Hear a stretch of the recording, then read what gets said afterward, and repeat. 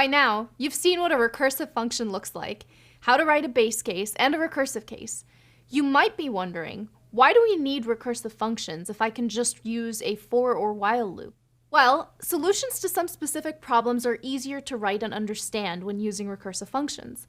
A lot of math functions, like the factorial or the sum of all the previous numbers, are good examples of this. If a math function is already defined in recursive terms, it's straightforward to just write the code as a recursive function.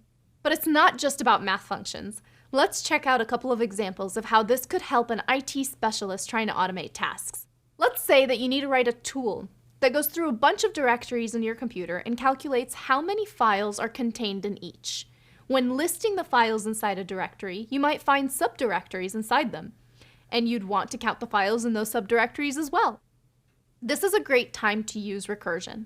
The base case would be a directory with no subdirectories. For this case, the function would just return the amount of files. The recursive case would be calling the recursive function for each of the contained subdirectories.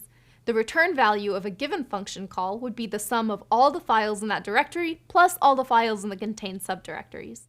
A directory of files that can contain other directories is an example of a recursive structure, because directories can contain subdirectories that contain subdirectories that contain subdirectories, and so on.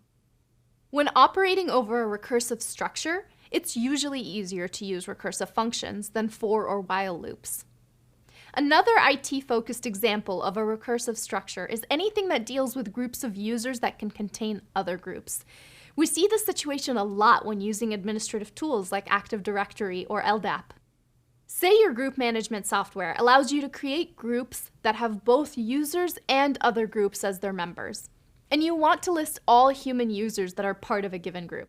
Here, you would use a recursive function to go through the groups. The base case would be a group that only includes users, listing all of them. The recursive case would mean going through all the groups contained, listing all the users in them, and then listing any users contained in the current group. It's important to call out that in some languages there's a maximum amount of recursive calls you can use.